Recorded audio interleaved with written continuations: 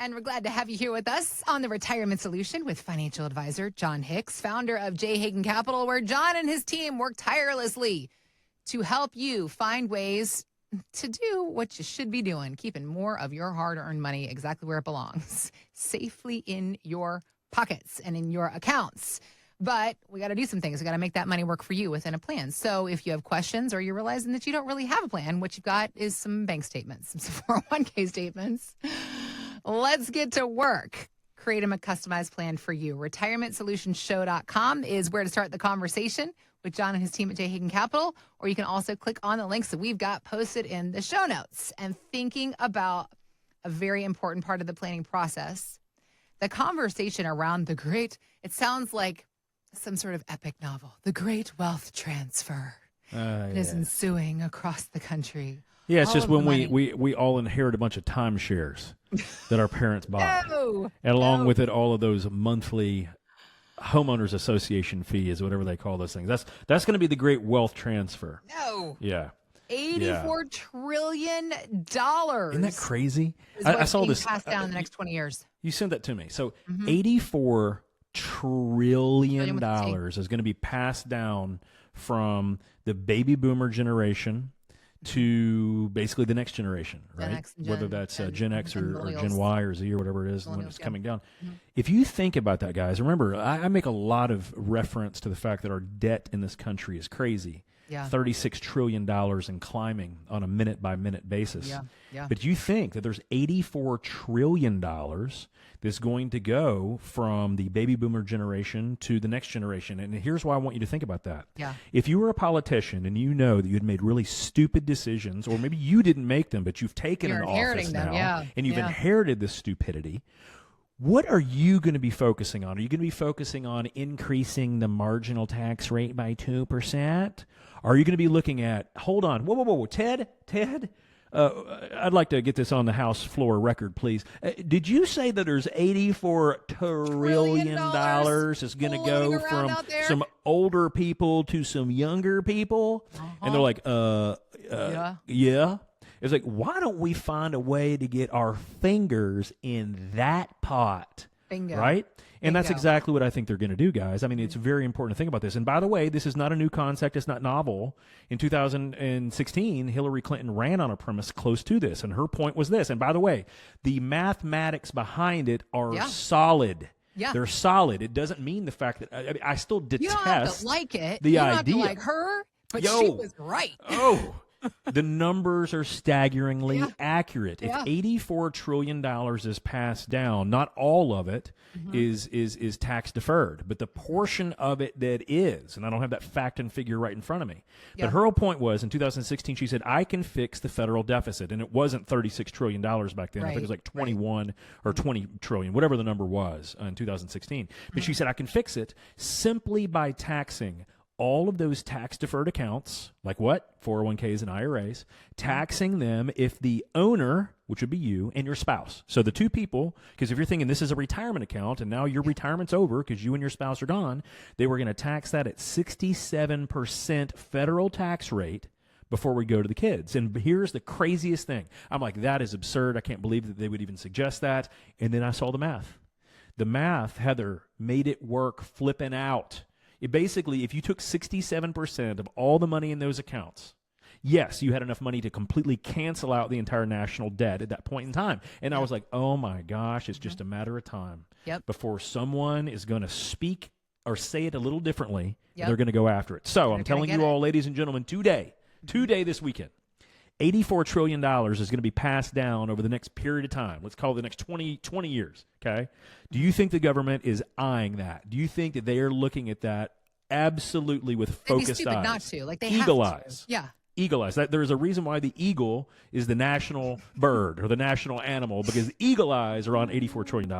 Whatever percentage they get of that, they're going to try. So the question is this, and it all comes down to this. Do you want them to take your fair share? Since everyone loves to talk about fair share, do you want them taking their fair share of your portion of that $84 trillion? I would say you should not want them to take that. let's go ahead and do all the math of all the fair share and we've been paying of every single one of our paychecks throughout our working years. I'm telling you what. Doesn't anybody feel done by the time they're 62, 65, 67? That's my thought. But here's the craziest thing, right? So a lot of us, we put all the money aside and we do a good job and we save consistently and we do it and we don't overspend and we live within our means and we feel very strongly about that. When we pass away, only because we don't want to, have that last check bounce, right, for a surviving spouse or whatever. So we have a little bit of extra money. The question though is are we thinking about the next generation? Now, I don't mean give them a big old pile of money. I'm just saying, hey, if you saved $1 million and that $1 million, you're probably never going to use. The question is that are you doing it correctly so that your kids don't have to give away, in my example a minute ago, 67% of that, $670,000 of your $1 million you have at your passing, $670,000 would go to the government. For whose hard work? Yours. For whose blood, sweat, and tears? Yours. Not even your kids, for you. Now you're gone, but do we think the government deserves that? I think not. Now here's the question, and here's the real concern and why we should be thinking about wealth transfer. Yep. It is the fourth phase of our 5-prong approach on how we deal with retirement. Yep. Number 1 is protecting the money that we got because we can't ever get it back if we lose it all. Number 2 is making sure we have an income plan, making sure that we have what we need to live the way we want. Number 3 is taxation, tax strategy. How can we pay the least amount to the government either this year or over the course of our retirement? Different strategies. They're both very good things to consider. The fourth one, which is what we're talking about right now, is wealth transfer. The very first time that most Americans transfer their wealth is between spouses. Right. Something happens to the husband or the wife, and there is one survivor. Now, that one surviving spouse has a different tax bracket because they're not married filing jointly anymore. Yep. Now they're a single filer, which is already, unfortunately, oppressive. It already is a big punch in the face. Number 2, where are those assets? If they're all in tax-deferred accounts that have required minimum distributions, it can actually put that surviving spouse in a higher tax bracket to pay more taxes than they even paid the year before they lost their spouse.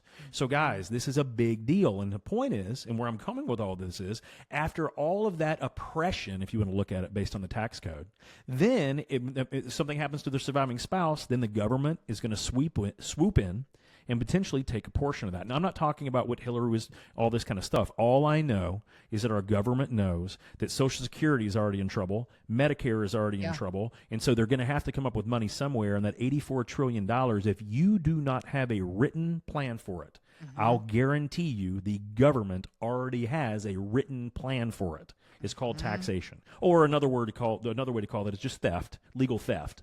Depending on how you want to organize your words. Yeah. But the truth of the matter is that we can do something about it. You can do it today. You can do it tomorrow. I just wouldn't wait too much longer. Because the whole idea is that if you have a plan in place, not only might you avoid any government confiscation of your money while you're alive and or dead, you can choose the type of taxes that you want to pay on it, right? Or you can choose to give it to charity, or you can choose to do any number of things that you can benefit or your loved ones can benefit from, right? Yeah. That's what we're talking about. So wealth transfer should be an important part, not of just our savings plan, but our retirement plan.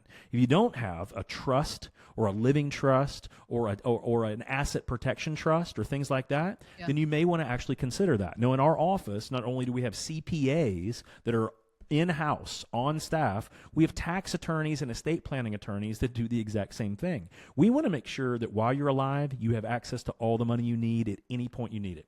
But if anything ever happens to one of a couple, or what happens to you, we want to make sure that the surviving spouse has everything they need for their whole life, and that we know that the government is not going to have that first tax lien, if you will, on the rest of our assets. There are so many ways to safely do this correctly that who knows? We may have bought 4 years of time before they start changing the estate tax again. We don't know. We don't know what's going to happen. But my guess is, based on Trump's rhetoric and a Republican House and a Republican Senate, I bet for the next at least 2 years, we won't have to worry too much about estate planning issues. Does that mean that we should just put our head in the sand and stick our tail up? No, this may be the best time to be grandfather claused in by making really good and really good trust decisions now. So that's what I would want everyone to consider. You've done a great job saving. Make sure you hold on to it for the next generations. thinking about the people that are receiving the money, because we were talking about boomers that are leaving the money behind, but Sure. Gen Xers and millennials are in their 40s now. Gen Xers are in their 50s now. So for somebody who's 55 and 60 and has, I mean, my parents are alive and kicking. They're not going anywhere, and I'm happy to say it. So, you know, if I'm looking 15, 20 years down the road from now, I'm going to be in a very different position. Is there stuff that person should be thinking about in your mid 50s, early 60s? Well, without question, because if you think about it, you know, if you're in your late 40s, early 50s, even early 60s, chances are you're in one of the highest, you're earning more money than you ever made in the past. Chances you're hitting that stride in your career and you're doing great. And if you were to actually receive an inheritance, wow, that would be great. But how much is the government going to take off the plate just because you may be doing better than even your parents, right? Yeah. So this exact situation happened a couple weeks ago. So I had a physician doing great right now. He's working overtime. He's got 2 kids in college, but he's doing great. He's making a tremendous amount of money, nearly 7 figures, and his parents are getting to the point to where they may not be with us much longer. And he was just saying, John, I know how they kind of have the money allocated. A lot of it's in tax deferred accounts. I may be looking at several $1 million coming in. What would that RMD look like? And ladies and gentlemen, he's going to give half of it away to the government the way it's currently structured.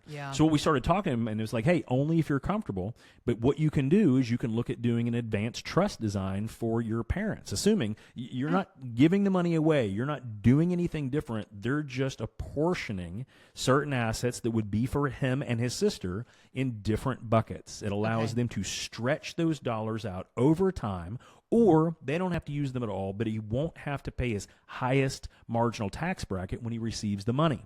Because while he's working, he's going to be in the highest tax bracket. When he retires, we have gotten him to where he may only be in the 22% tax bracket, or whatever that becomes. So it would cut his taxes in half. So inheriting a $2 million inheritance would potentially save him $700,000 in taxes simply by addressing the situation. That kind of stuff happens all the time. So it's not that we want to talk about that with our parents, but just sometimes what we want to do is just be very honest and say, hey, do you guys have a trust set up? And it doesn't matter, you know, it's not about that. Just we want to make certain that you have everything you need. If you need any questions of us, but you just kind of want to be aware, because most people get blindsided when they realize, hey, they thought they were getting $2 million. They end up getting about $750,000 less than they thought, simply because the parents weren't aware that they actually needed a wealth transfer plan.